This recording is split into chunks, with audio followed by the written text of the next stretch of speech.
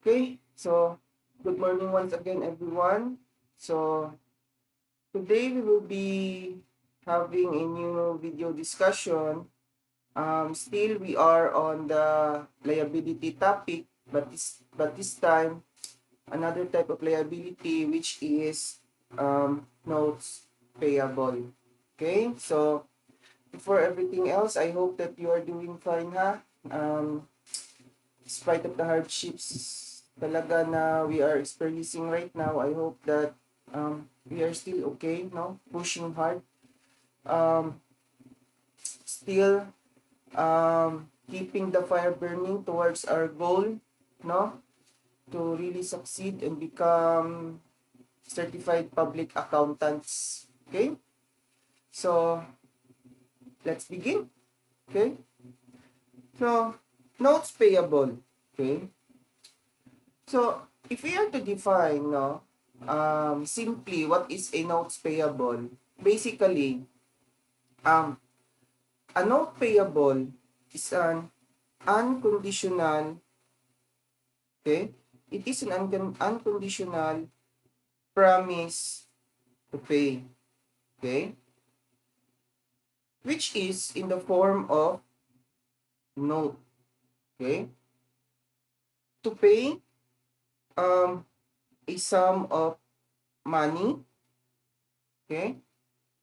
To pay at isa to pay a sum of money um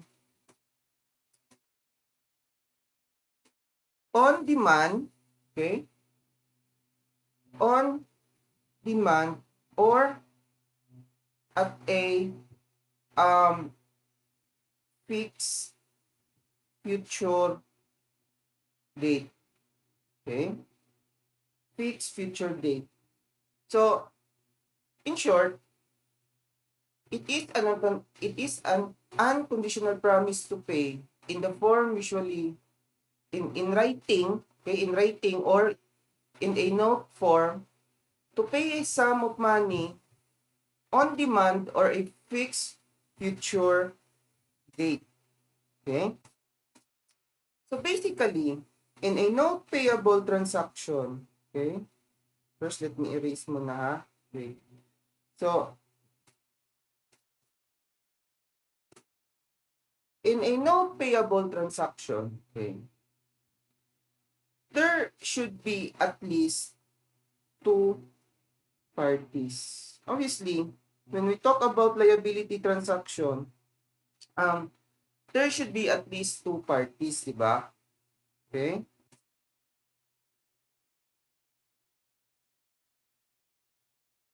One party being the debtor, the other party being the creditor. Okay? So, in this case, in a note payable transaction, okay, in a note payable transaction, the debtor is the maker of the note. Again, so there is this maker. Yung gumagawa ng promise to pay, the maker. Okay? And there is this what we call as holder of the note. Okay? Or in short, siya yung pinapramisan na babayaran. Okay? So there is this maker, and there is this holder. Okay? Now, at least two parties. Okay? Um, it can also be that more than two persons. It can be na there are two makers, one holder, or there are two holders, okay, one maker, etc. and so on. What is required is that at least there are two parties. Okay? So in this setup, okay, to reiterate lang, the maker is the debtor. Okay? While the holder, it is the creditor. Okay? So that is your notes payable. It is an unconditional promise to pay in writing or in the form of note, okay? To pay sum of money on demand or a fixed future date. or dates. Okay? Made by the debtor as the maker of the note, given to the creditor as a holder of the note. In exchange, okay, in exchange for the debt, in exchange from a sum of money coming from the creditor or an item or goods. Okay? So basically, typical lang siya talaga na liability setup. However, this is considered, a note payable is considered as a generally a formal type of debt because yun nga, meron ng formal promise to pay in the form of note or in writing. Okay? So now, so let us deal with how do we treat, okay? How do we treat notes payable, or how do we, or what is the treatment of a note payable per accounting? Okay? So, basically, okay, a note payable is still under Philippine Financial Reporting Standards 9. Okay? Because, in general, a note payable is a financial liability, di ba? This is a financial liability talaga. One party receives a financial asset which is in the form of cash or item or goods, okay? Or basically in the form of cash, item or goods, while the other party will has the what you call this has the privilege, or what you call this has the right, kumbaga, to receive cash in the future. While the other party, has the obligation to pay cash. That is why it is a financial instrument. Okay? A financial liability. Okay? So, on initial recognition,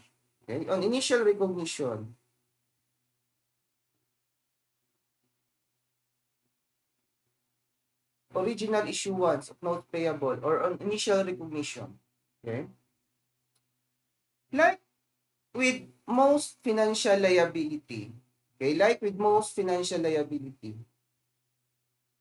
a note payable is generally recorded at its, or measured, okay, is measured at its fair market value. Okay? That is how we measure notes payable on initial recognition, at its fair market value. Okay? If the fair market value is unknown, then again, like most financial liability, we will use present value, di ba? Which we have already discussed or know in our topic with bonds payable. Okay? However, again, if we can remember our concept with bonds payable, no? There are two general designation, or there are two general designation which we can choose in measuring a bonds payable, di ba? That is, first option is that we would measure it at amortized cost, okay? And the second option, di ba? We have that option which is basically fair value, di ba? Through profit or loss. Okay? The same with bonds payable. Okay? The same with bonds payable. A note payable can also be measured in two ways. Okay? Again, number one, it can be measured at amortized cost, or it can be measured at fair value through profit or loss, which the entity may irrevocably, okay,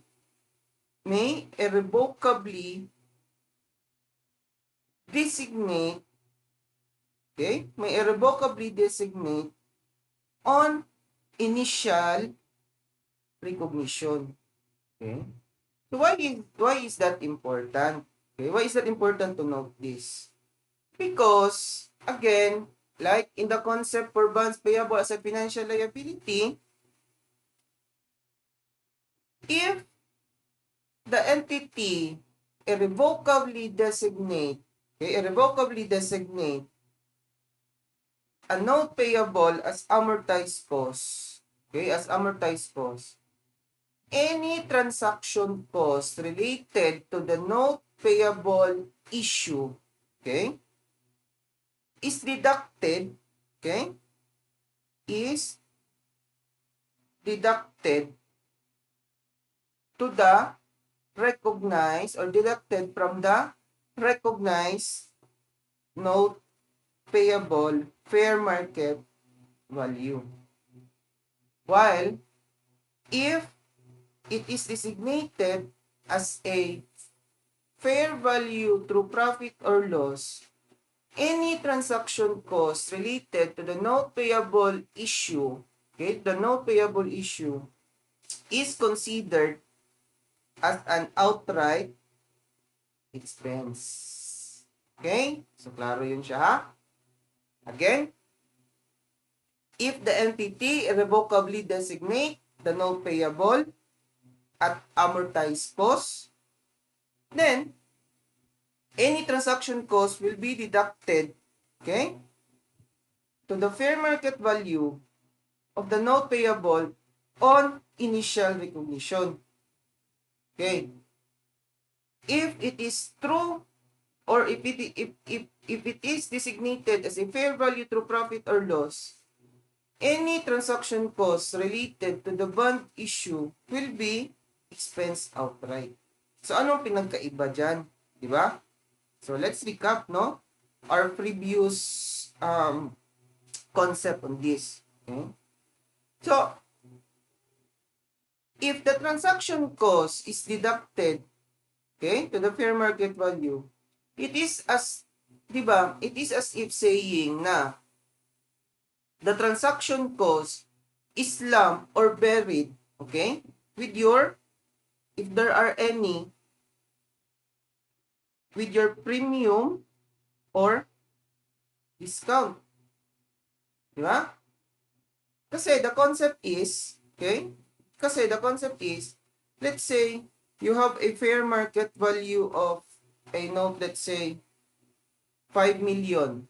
And then you have a transaction cost, let's say, of 100,000. Diba? The face amount of your note, let's say, 5,500,000.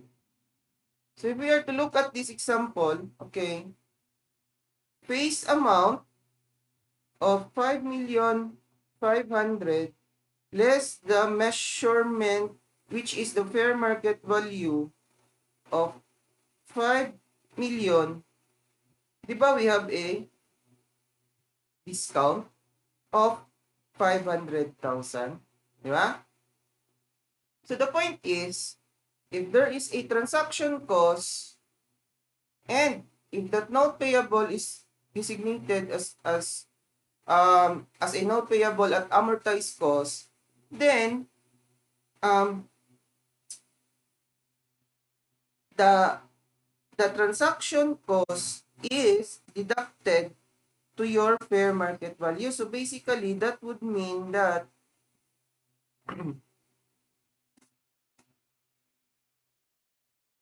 the actual, okay, the actual value of your note payable now would be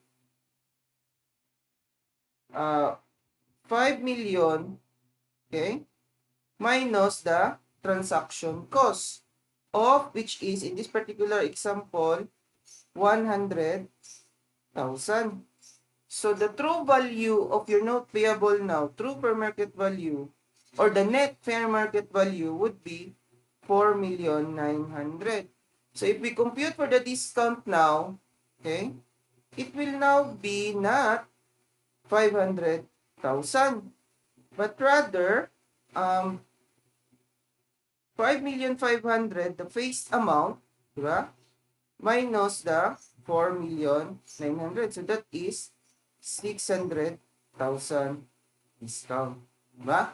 So that is what we meant by when we say any transaction cost is buried with discount or premium. Okay? So again, if it is designated as an at amortized cost, then it will be deducted to the fair market value. Okay? It will be deducted to your fair market value, thereby varying it to your discount or premium. Okay?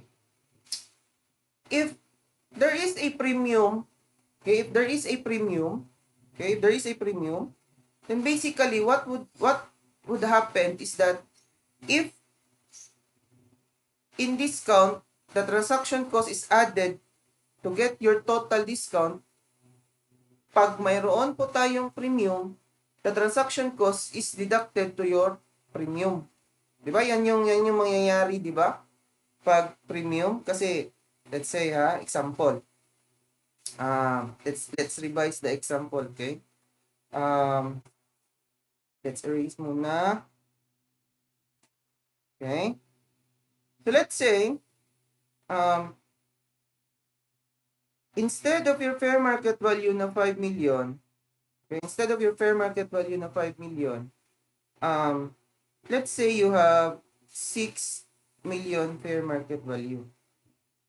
If walang transaction cost sana, di ba? If walang transaction cost, we have a face amount of 5 million minus the fair market value of 6 million, meron tayong premium of 1 million, di ba? Mas malaki yung fair market value kaysa face amount. So, meron tayong premium na 1 million. Ngayon, if mayroong transaction cost, then the fair market value, okay, instead of using 6 million, we will deduct 100,000, okay, 100,000, thereby making your net fair market value of 5,900,000. Di ba? So, 5,900,000. So, in that sense ngayon, the premium, okay, is now 900,000. Coming from your original 1 million premium if there is no transaction cost. Di ba?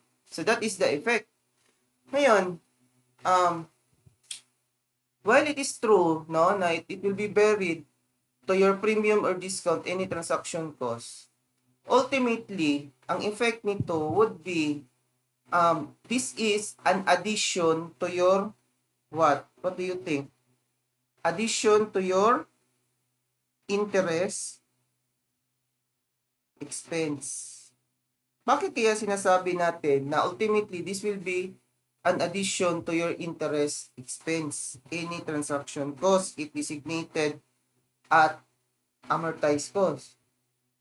Because, again, if we look at it closely, if we are to amortize any premium or discount, saan din siya mapupunta? Sa correct interest expense. So, in essence, simplihan lang natin, pag mayroon pong transaction cost, and then, the financial liability, which in this case is the note payable, is to be designated at amortized cost, then ultimately, that transaction cost will be absorbed by your interest expense. Okay? So, in contrast, if it is designated as a fair value through profit and loss, hindi affected yung fair market value natin on initial recognition. Because again, if there are any transaction costs, directly record it, okay, outright as an expense. Okay? So, yun lang naman yung mga important note natin dyan pagdating sa initial recognition. Number 1, it should be presented, okay? Or it should be measured at fair market value, yung notes payable. Number 2, if there are any transaction costs, we must consider how is that particular financial liability, in this case, the note payable, is to be designated. Kasi nga, if fair value through profit and loss siya, any transaction cost, expense outright. Okay? Well, if it is designated at amortized cost, then it should be deducted to your fair market value. Klaro yun siya, ha? Again, important note lang din, ha? Pag once designated yan siya to a particular measurement, that is irrevocable. Okay? That is irrevocable. Kaya nga, sinasabi natin, irrevocably designated, hindi na siya pwedeng baguhin. Okay? So, yun, yung initial measurement natin. Okay? Pagdating naman, for subsequent recognition or subsequent measurement, okay?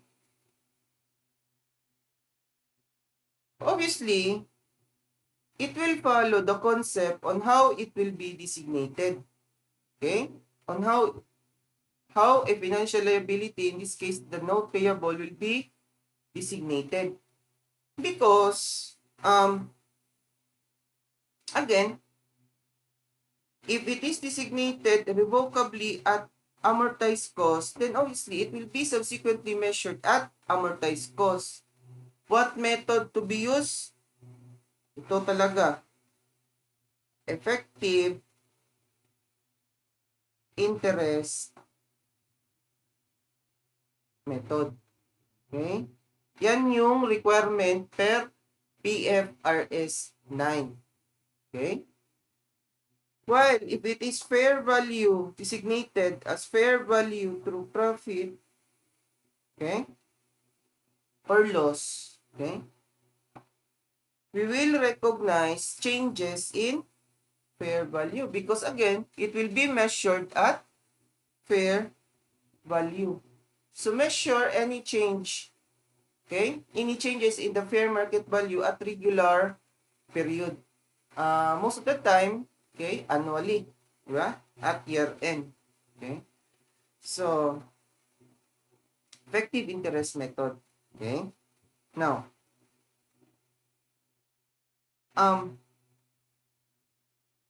itong effective interest method actually, no, as stated, no, this is the requirement. However, if you may notice, no, if you may notice from kung nakabasa na kayo ng discussion nito sa book, okay, there are times when the illustration uses straight line, okay, or the outstanding balance method, okay. So let us not be confused, okay, let us not be confused. Again, what is required is that effective interest method.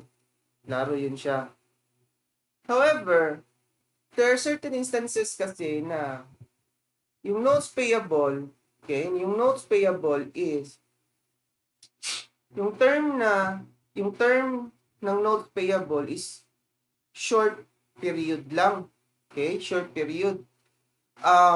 Let's say less than 1 year, mga 2 months lang, 3 months. Okay? That is why, for practical reasons, okay, practical computation, straight line method yung ginagamit o yung outstanding balance method. Okay? For practical reasons. Why? Because again, because short period of time lang yung term niya. Short period term lang siya, kumbaga. Immaterial yung effect as to whether straight line or effective interest method. Kasi nga, yung itong effective interest method, everyone, okay? Itong effective interest method is talagang gamit na gamit siya if the term of that financial liability, okay, if the term of the financial liability basically is long term, yung mga 2 years, 3 years, 4 years, especially if we are to consider, okay, if we are to consider na the present value or we will consider time value of money. Okay? But if short period lang siya, then we can practically use straight line or the outstanding balance method. Okay? But regardless, no, if we are to be asked, okay, if we are to be asked what is required or how should a note payable subsequently measured at amortized cost, then obviously the proper answer is the effective interest method. Okay, the effective interest method. So now, anyway, we will have an example of that effective interest method later, no? We will have illustration. Okay? So, the common transactions that we can encounter, okay? We can encounter when it comes to note payable is that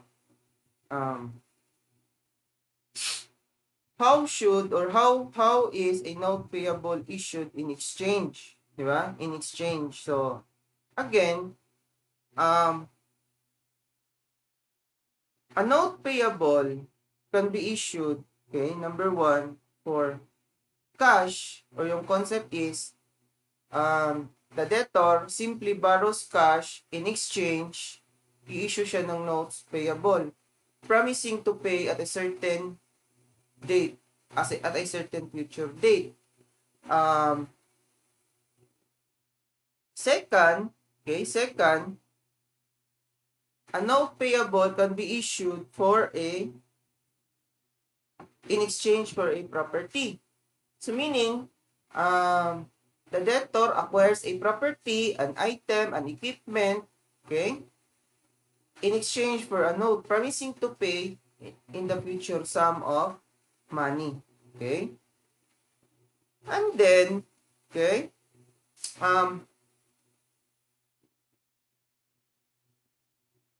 when you issue a note, okay, when you issue a note, okay, a note issue can be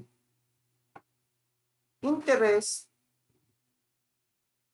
bearing, okay, can be interest bearing or non interest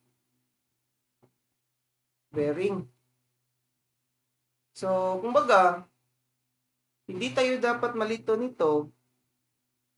Pag sinabi po natin interest bearing or non-interest bearing, ang ibig sabihin lang po niyan is that in the note mismo, mayroon bang nakastate na interest or wala. Because di ba, in essence, whether interest or non-interest bearing siya, okay? Whether interest or non-interest bearing siya, a financial liability or a note, financial liability, in this case, the note payable, always carry, okay? Always carry interest. Okay? Regardless if interest bearing siya or non-interest bearing in the face of the note. Yan lang yung ibig sabihin niyan, di ba? Kumbaga, pag interest bearing siya, meron talagang stated interest in the note. While kung non-interest bearing, walang nakasabi. But regardless of, the concept is whether interest bearing or non-interest bearing siya in the face of the note, a financial liability, especially in the case for bonds and note payable, always has its interest. Okay? So, let us illustrate, no, the concept. Okay? So, number one, note issued for cash. Okay, note issued for cash. So, this is a very simple transaction for note lang. Yan nga, borrower borrows some of money. In exchange, nagbigay siya ng note. Okay? In exchange, nagbigay siya ng note. So, let's say, okay, A, okay, A borrows cash from B. So, A borrows cash from B. Si B nagbigay ng pera. In return, A nagbigay ng note promising to pay on a future date. Si B nagbigay ng cash. Yan yung transaction. Di ba? So, let's say, interest-bearing yung note. Okay? Issued for cash. Let's say, amount is, let's say, 1 million. Okay? Let's say the amount is 1 million. Then, interest-bearing siya. On the note given by A, sinabi niya doon na I would pay 1 million in 3 months. Then, the interest would be 12% per month. Example lang. Diba? Or 12% annually. Okay? So, let's say the interest is 10%. Okay? The interest is 10%. Okay? Interest-bearing yan siya. Okay? Interest-bearing. So, the entry for this, typically, di ba, in the books of A, okay, in the books of A, simple recognition lang yan. Debit cash, 1 million. Credit, note, payable, 1 million. Okay? So, simple, no? This will be your entry on initial recognition. Okay? Now, there are situation, no? There are situation wherein let's say A borrowed money from B. Let's say 1 million pa rin. Interest is 10%. Okay? Now, let's add a data here. Let's say yung term nito is, let's say, 4 months. Okay? So, kumbaga, A borrowed money from B in exchange for cash, giving a note with a 10% interest. Amount is 1 million, term 4 months.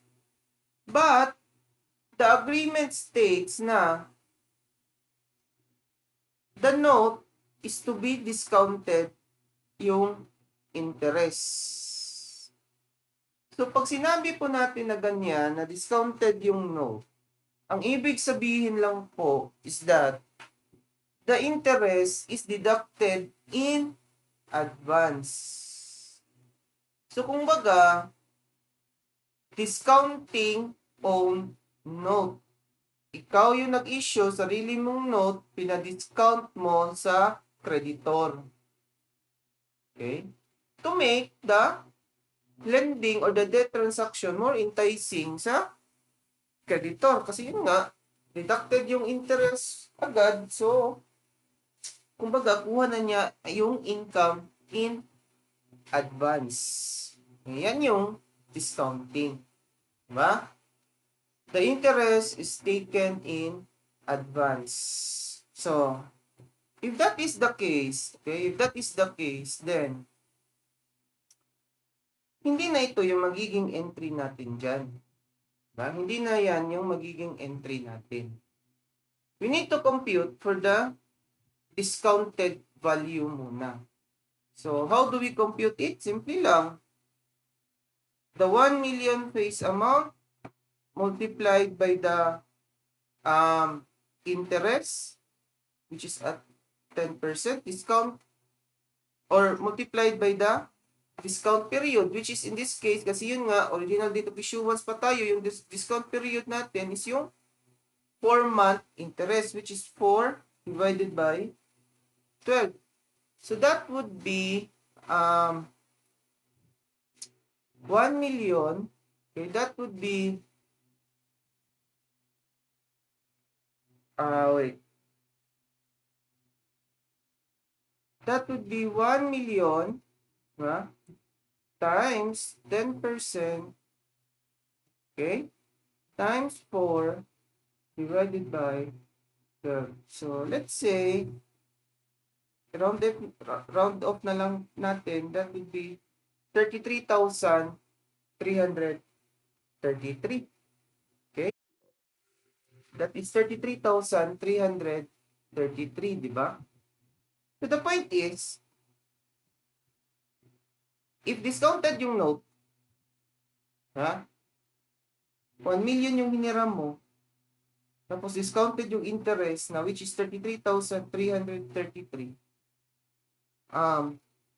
Ang net cash na marireceive mo lang is 1 million minus 33,333, which is 96,667. So, if we are to journalize that, okay, we will debit cash at 966,667, credit notes payable, okay? Credit notes payable, again,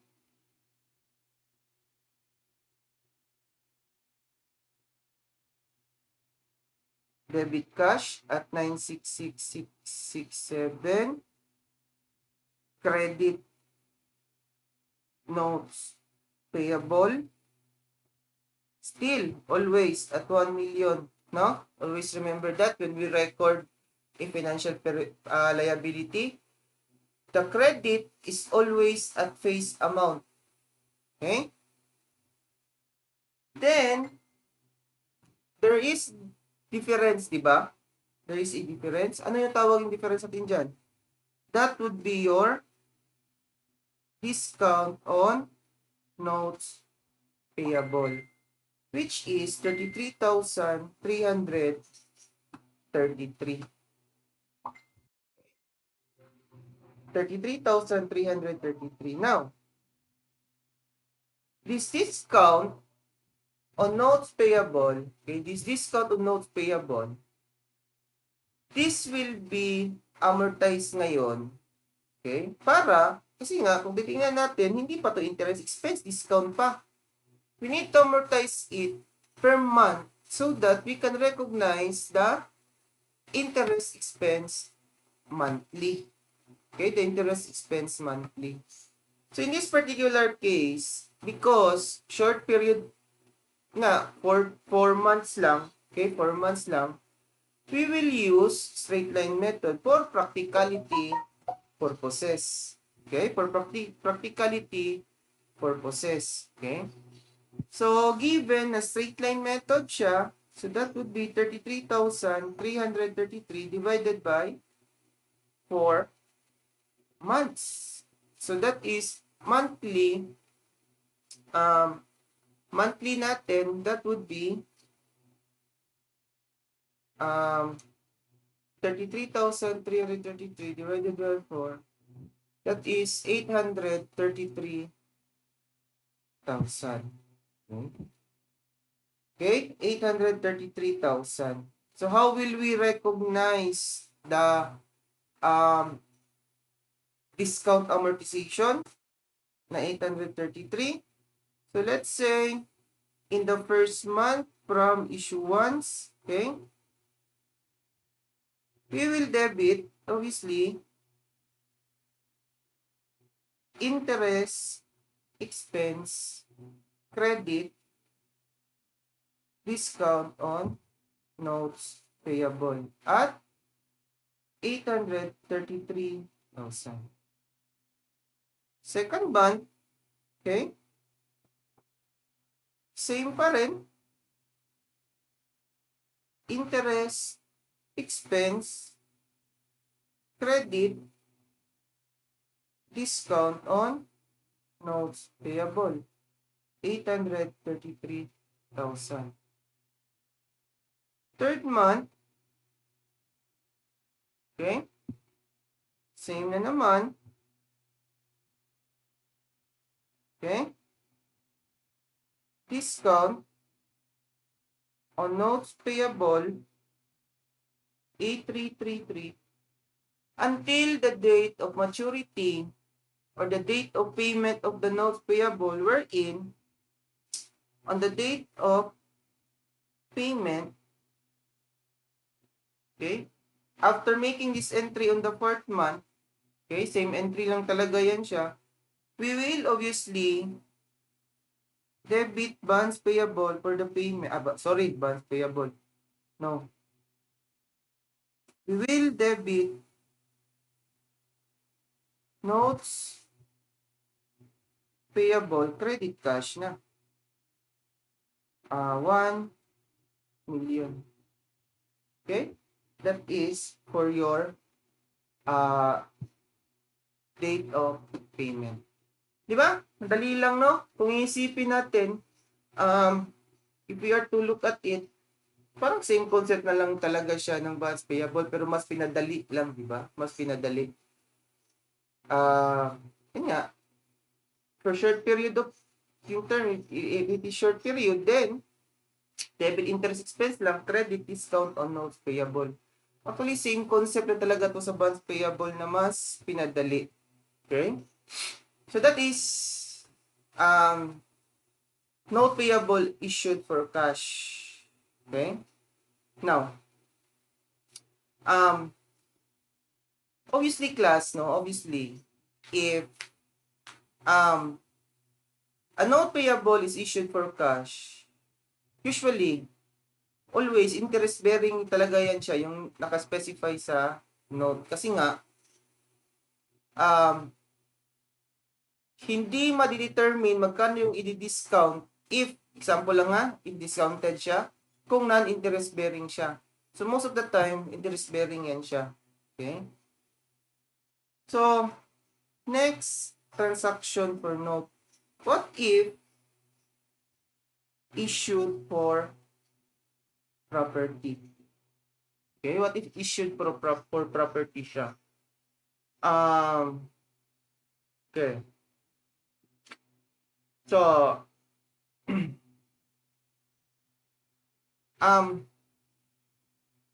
if issued for property siya, okay, if issued for property siya,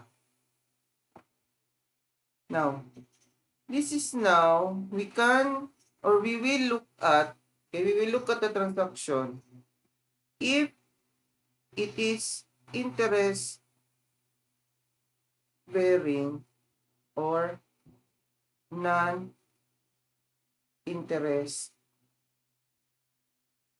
bearing. Okay? Why? Because if it is interest bearing, okay, if it is interest bearing, di ba? If you can remember, on initial recognition, di ba, we will record or we will measure the notes payable at fair market value. Okay?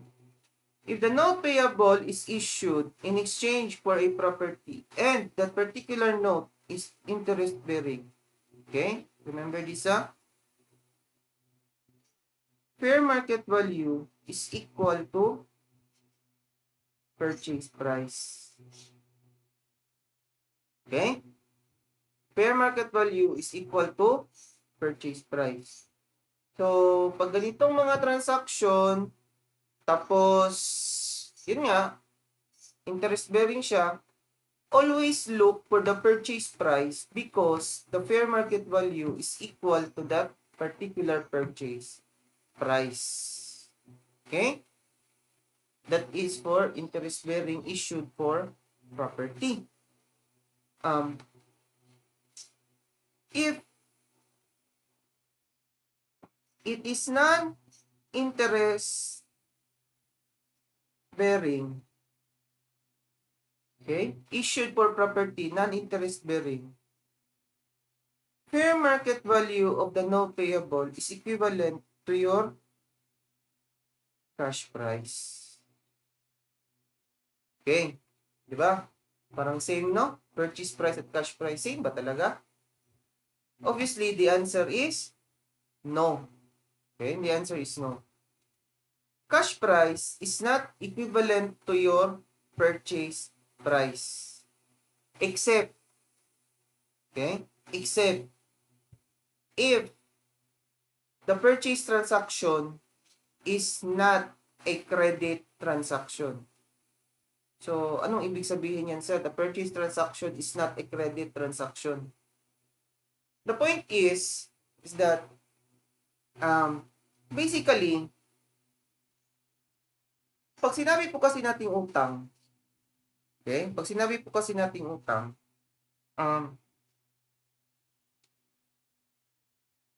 yung purchase price talaga, okay, yung purchase price, obviously, is higher than what should it price be if it is paid in cash. That is generally the concept. Okay? That is generally the concept. Now, kumbaga, kung uutang ka, typically, mas mahal talaga yung presyo niyan kaysa kung bibilhin mo yan siya in cash. Okay? That is the concept. So, kung bibilhin mo siya in cash, that is your cash price. Okay? Pag bibilhin mo siya ng cash, typically, the purchase price is equivalent to your cash price. However, pag bibilhin mo yan siya na utang, inutang mo, your purchase price ngayon is different from your cash price. Okay?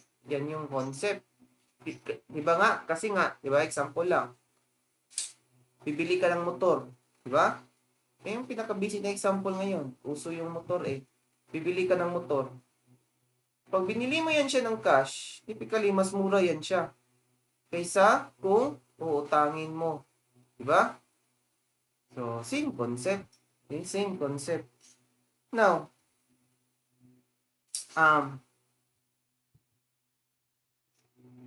if interest-bearing siya, the point is, bakit equivalent yung fair market value sa purchase price? Because, kumbaga, yung interest is explicitly, okay, explicitly implied. Kumbaga, sinabi talaga na this is an interest-bearing note, walang tinatago.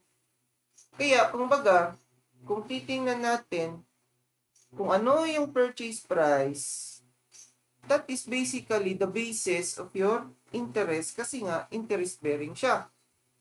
Okay? Hindi tinago yung interest. Yan lang yung ibig sabihin yan. Hindi tinago yung interest. So, pag non-interest-bearing naman siya, kumbaga, tinago yung interest. Saan tinago yung interest? The difference between the purchase price, okay, and the cash price. Okay?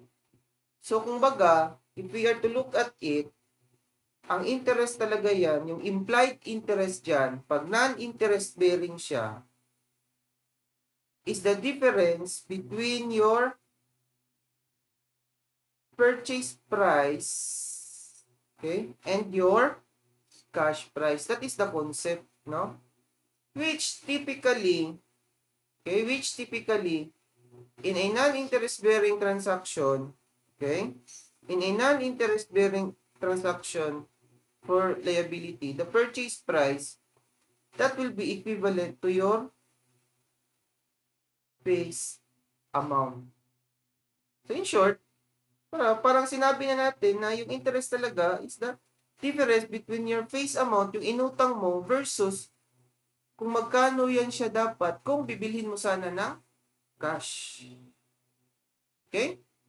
So, that is non-interest bearing. Okay? That is non-interest bearing. So, remember the concept, ha? So, again, pag interest bearing, fair market value is equivalent to your purchase price. Kasi yung nga, stated yung interest, hindi tinago. However, pag non-interest bearing, the fair market value, okay, the fair market value is equivalent to your cash price. Okay? So, let's have an example, okay?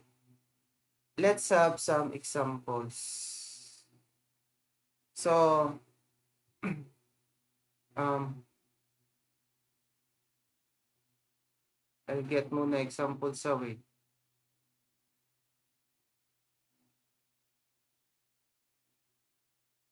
So,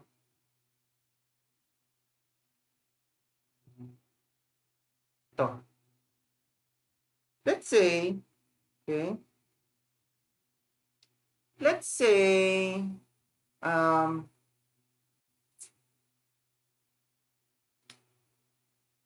okay, purchase equipment from B. Okay, purchase equipment from B. So, property to. Okay.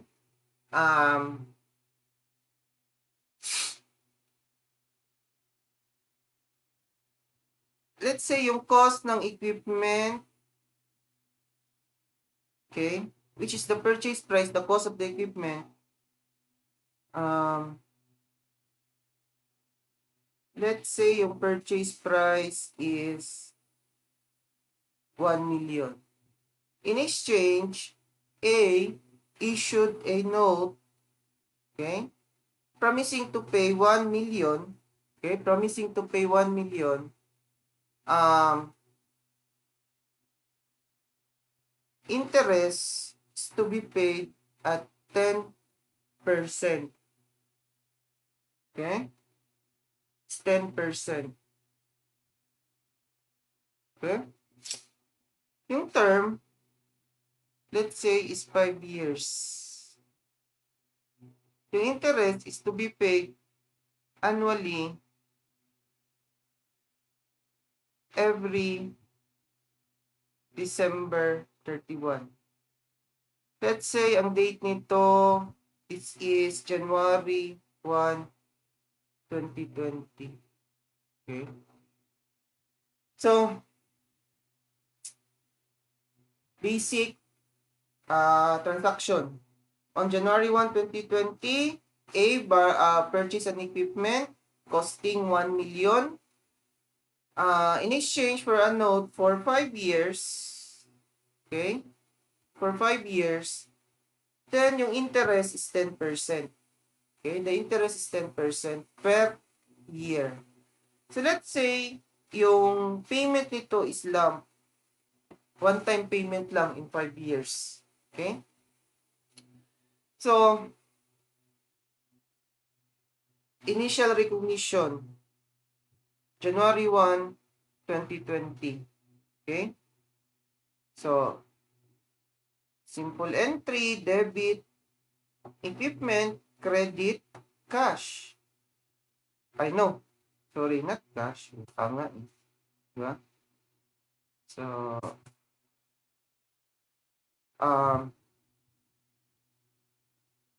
debit, equipment, credit, notes payable. Okay? At 1 million. Ha? Simple entry.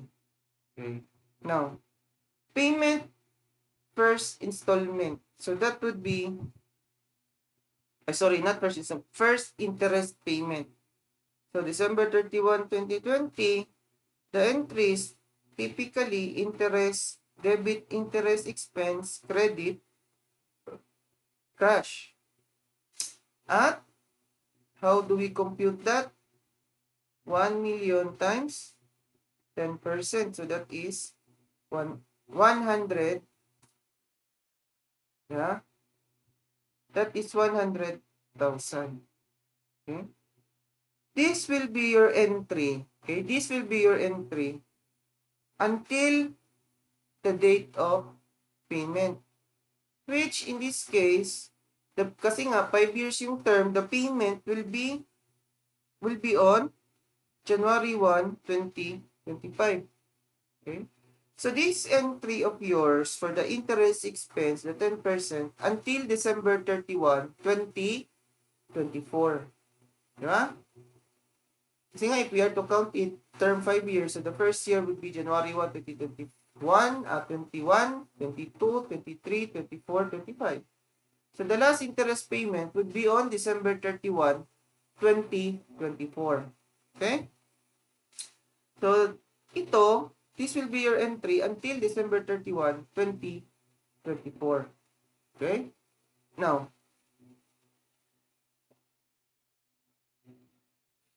kasi nga, fixed payment siya or lump sum payment, no? So, on January 1, 2025, the date of payment, basically, your entry would be to debit notes payable, credit, cash at 1 million.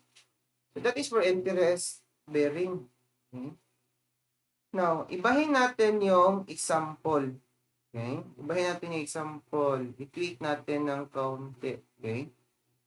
So, wait. So, let's say na instead of lump sum payment siya, okay? Instead of lump sum payment,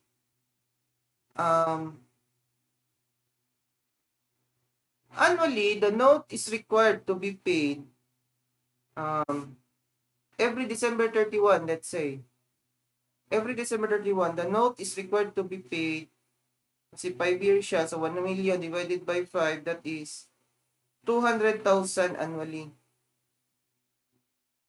Same sa payment ng interest. So, how would that affect our journal entry?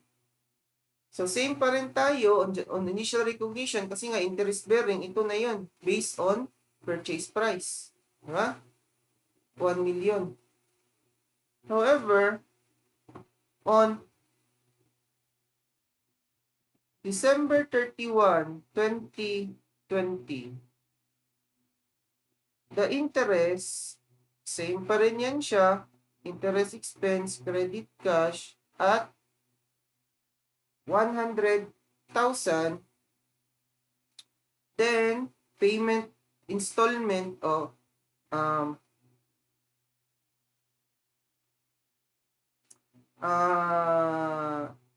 debit notes payable, credit cash na 100,000. I know. Sorry, not 100,000, but rather 200,000. So, the novelty here would be on December 31, 2021. Why? Kasi nga, di ba, on December 31, 2020, 200,000 already been paid.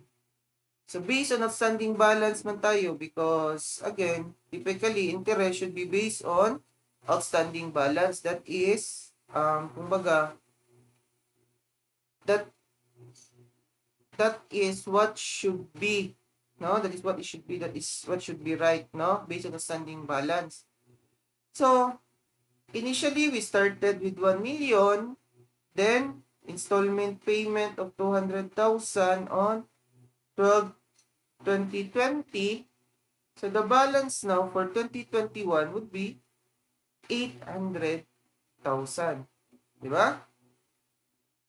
Times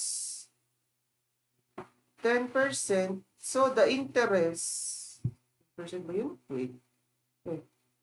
So, the interest on December 31, 2021 would only be 80,000. Diba?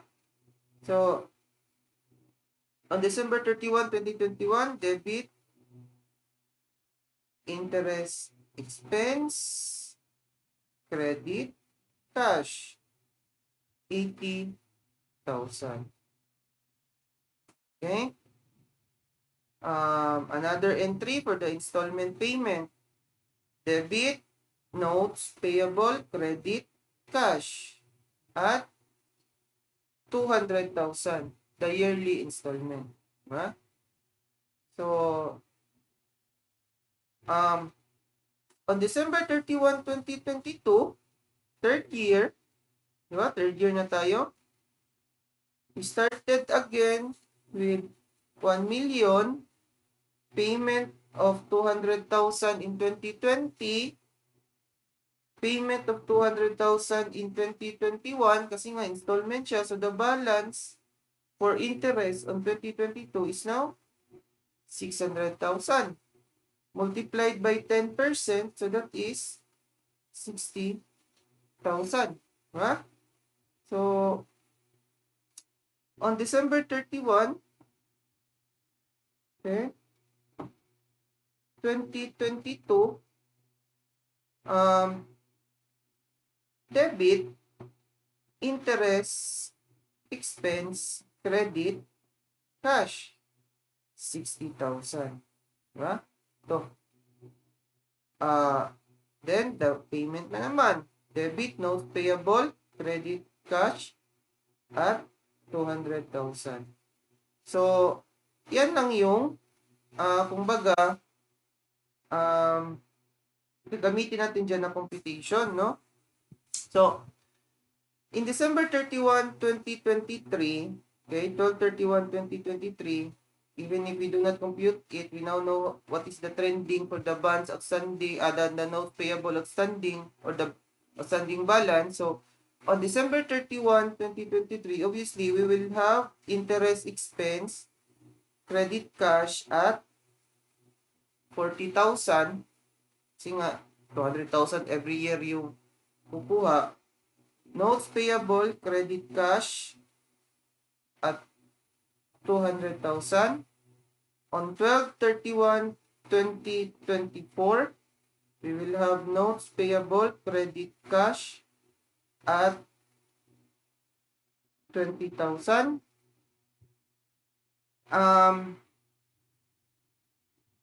Okay. Then, notes payable, credit cash na 200. So, that will be your journal entry there, no? So, see, kumbaga, no? Pag installment, obviously, hindi naman siya ganun komplikado. That is, there is just a revision of in computing your interest expense kasi nga, based on outstanding balance siya, then annually, there are deduction to your principal balance. Diba? So, we'll have to cut this video, no? So, kasi medyo mahaba na. So, we'll continue the discussion for notes payable in the second video. So, see you in the next video, ha?